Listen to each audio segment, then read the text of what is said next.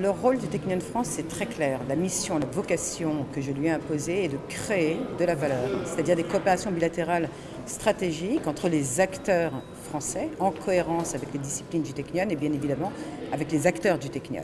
Donc créer de la valeur, créer de la croissance économique via ces coopérations, qu'elles soient industrielles, qu'elles soient institutionnelles ou académiques, et c'est, in fine, positionner le Technion pour ce qu'il est, c'est-à-dire faire de Lens de l'excellence et de l'innovation en matière de recherche appliquée pour générer de la croissance économique par le biais des startups qu'il développe dans son giron et pour en faire bénéficier les acteurs en France. Des sciences de la vie, ça a été un peu même les stents.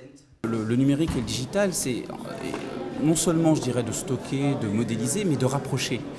Et quand vous voyez, pour les produits classiques manufacturiers, l'usage des consommateurs, ce qui existe sur les réseaux sociaux, mais également sur les problématiques environnementales, l'acquisition des données de température, le réchauffement climatique, ou même les sciences de la vie, les données du séquençage, on fait face aujourd'hui à une quantité de données, big data, qui est telle qu'on a besoin d'une nouvelle lunette, d'un nouveau microscope à même d'appréhender cette masse et de trouver les invariants, les structures, en fait, je dirais la science qui est cachée au sein de ces données brutes. Il est totalement inenvisageable même de faire de la génomique ou de la génétique sans l'outil informatique approprié. Donc en réalité, c'est déjà une pratique actuelle qui va s'étendre par typologie de données et par discipline. La question qui va se poser et qui se pose à nous, c'est comment faire pour accéder. Il y a une espèce de performance qui est en cours et qui est le plus souvent d'ailleurs tout à fait salutaire.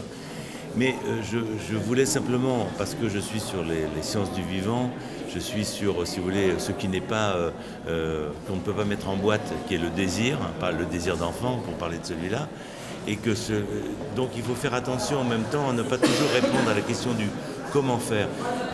Pour donner un exemple, oui, on sait diagnostiquer le sexe de l'embryon. Bon, mais pourquoi le faire ? Se poser à chaque fois la question de pourquoi. Bon, ça revient à la grande phrase « science sans conscience n'est que ruine de l'âme », c'est-à-dire à chaque fois se poser la question du pourquoi.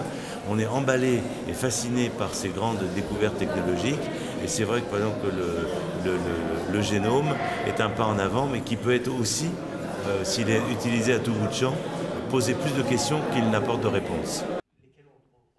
Au niveau international, dans le domaine de la propriété industrielle.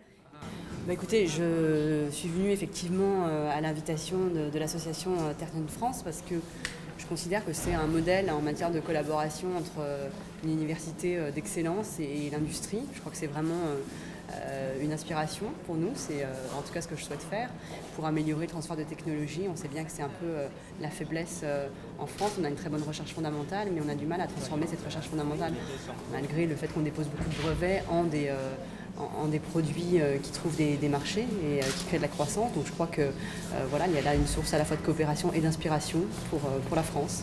Des moyens pour investir, c'est une problématique et il faut mettre... C'est à vous de gérer le logiciel est fait pour vous servir, c'est pas vous qui êtes esclave du logiciel. En tout cas avec la voiture électrique, on vous l'assure.